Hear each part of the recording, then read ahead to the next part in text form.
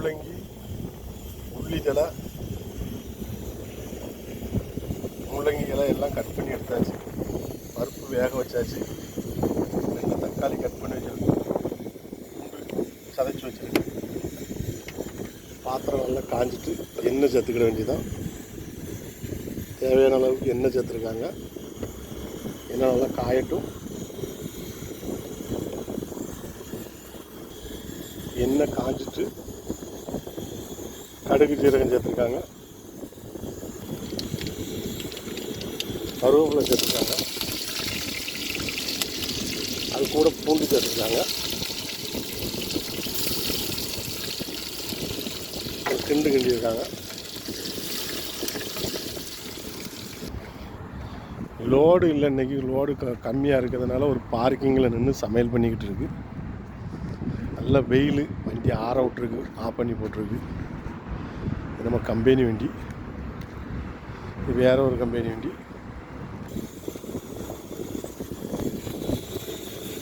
பூண்டு வதங்கிட்டு இப்போ வெங்காயத்தில் சேர்த்துருக்காங்க.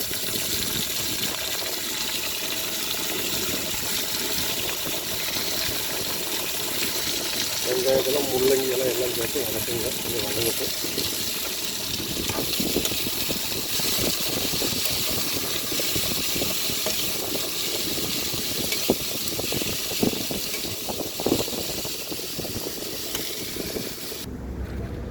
காற்று ஓவர் காற்று இன்னைக்கு.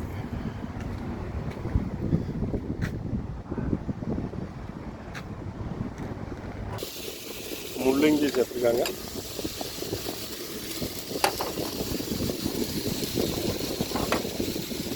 நல்லா கிண்டி விட்டுருக்காங்க.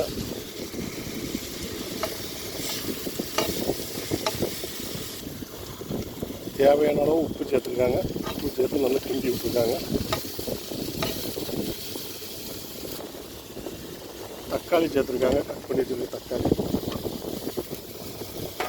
சேர்த்து ஒரு கிண்டு கிண்டியிருக்காங்க. மூடி வச்சுருக்காங்க ஒரு 5 நிமிஷம். பயங்கர காற்று. ஒரு கரண்டி குழம்பு மசாலா தூள், 1/4 கரண்டி கொஞ்சம் மஞ்சத்தூள் நல்லா மிக்ஸ் பண்ணியிருக்காங்க.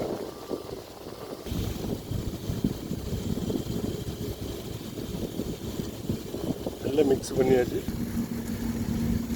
வேக வச்சுருக்க பருப்பை சேர்த்துருக்காங்க.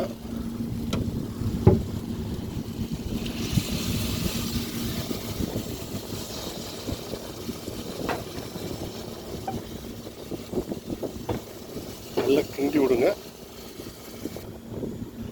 கொஞ்சம் தண்ணி சேர்த்துருக்காங்க.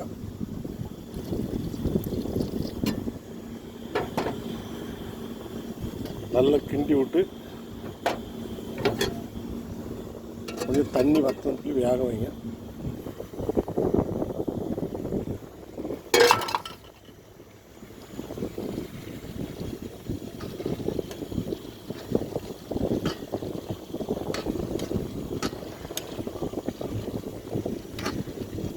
சப்பாத்திக்கு சாப்பாட்டுக்கு எல்லாத்துக்கும் நல்லாயிருக்கும். முள்ளங்கி கூட்டு பருப்பு சேர்த்துருக்கிறதுனால கொஞ்சம் காயப்பொடி சேர்த்துருக்காங்க.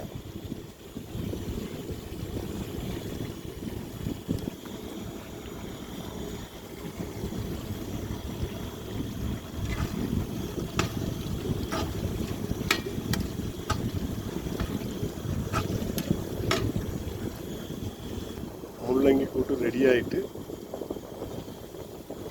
மல்லி இலை தூவி இறக்க வேண்டியதான்.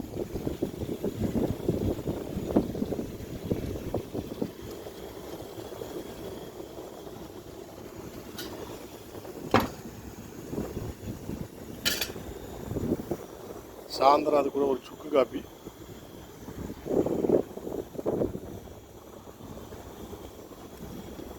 முள்ளங்கி இலை பருப்பு எல்லாம் போட்டு முள்ளங்கி கூட்டு நல்லா டேஸ்ட்டாக இருக்கும்.